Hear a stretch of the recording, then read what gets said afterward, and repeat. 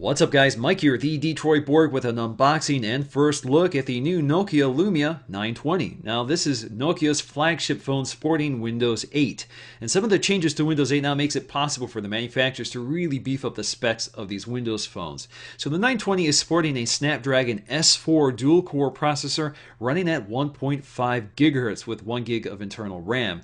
Internally you get 32 gigs of storage and no micro SD expansion. We also get interesting features like inductive charging, NFC, and Nokia's PureView camera, which uses mechanical stabilization to increase the low light performance of the camera. We also have a 4.5-inch clear black capacitive touchscreen display, which can actually function while using light winter gloves. You can actually use this while using gloves.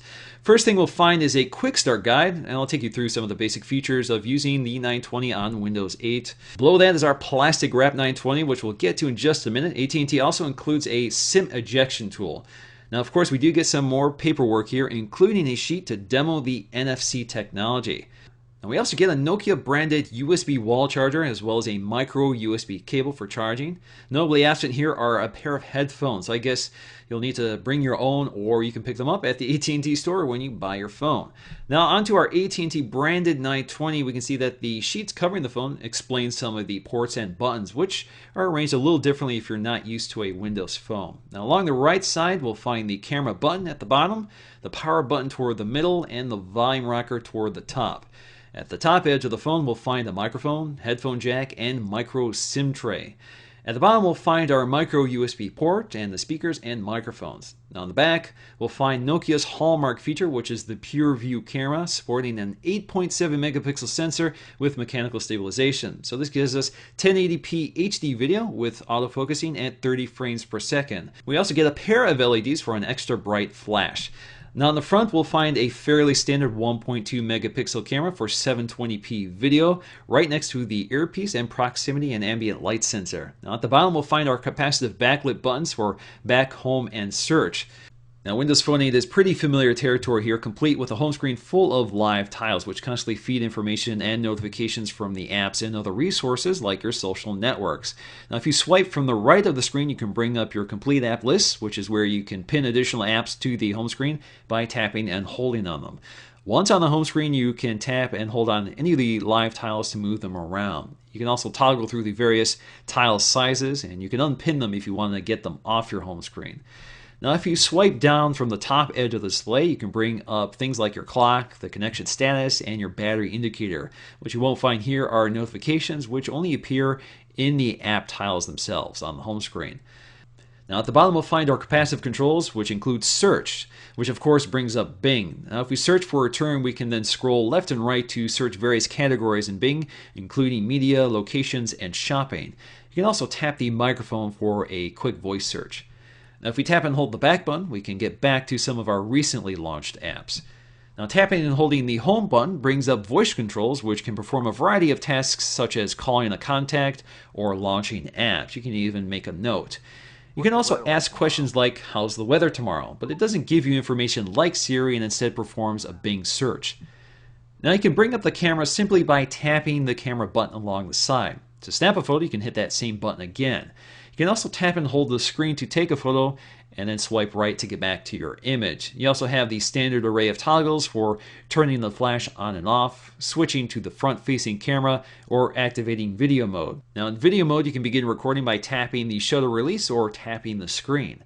Now if you tap the settings button indicated by those three dots in the upper corner, you can get additional controls such as ISO and exposure values. The camera also features something called Bing Vision, which allows you to snap things such as barcodes, QR codes, and even text with the camera. So for example, if I use this feature to snap photos of text, it automatically highlights the text in that photograph.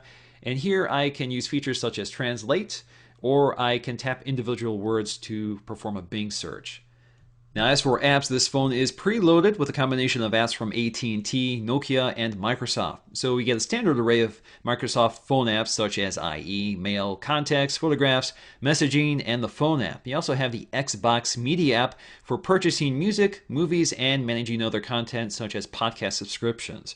We also have the Xbox Game app, which is where you can log into your Xbox account and launch a variety of mobile apps such as Angry Birds. Microsoft also has a mobile version of its Office suite, which integrates with Office 365 as well as SkyDrive for online storage.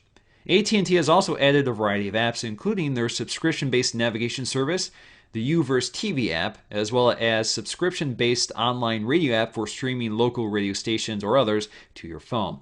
Nokia has also added its own navigation and mapping app, which includes features such as map downloads for offline navigation.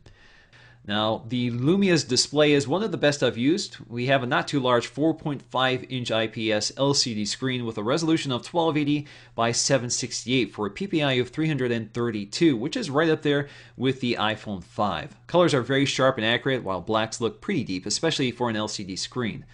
Now, Windows 8 looks incredibly smooth on the 920. It never seems to lag or stutter and is always silky smooth no matter what, especially for Windows 8, which is a pretty graphically intensive user interface. Now, as for design, the phone has that typical Nokia design with that curved unibody design made out of plastic. Now, the black version and cyan version have a matte finish, while the yellow, red, white, and pink versions have a glossier finish. Now, the Gorilla Glass display also has a nice curved edge, which is kind of an important design element for the use of Windows 8, which requires you kind of to drag your finger across the edges of the display to activate certain UI elements. Now, for me, the thing that stands out right away is how heavy this phone is, especially compared to the iPhone 5. So it weighs about 185 grams, while the iPhone 5 weighs about 112. So that's quite a significant difference, and you really feel it when you're holding the phone or if it's in your pocket. Now, overall, I'm pretty impressed by the Nokia 920, especially the user interface, which is very different from Android or iPhone. It actually seems to be quite a step above. I love the live tile concept, and certainly there are some limits, especially because there isn't a lot of content for Windows Phone 8 at this time. But at least what you have here is a good start. So hopefully we'll see more coming out of the Windows 8 ecosystem at some point in the future, and they've definitely started off with a pretty interesting device. So that's going to do it for me in this video. Thanks for watching, and I'll see you again in the next one.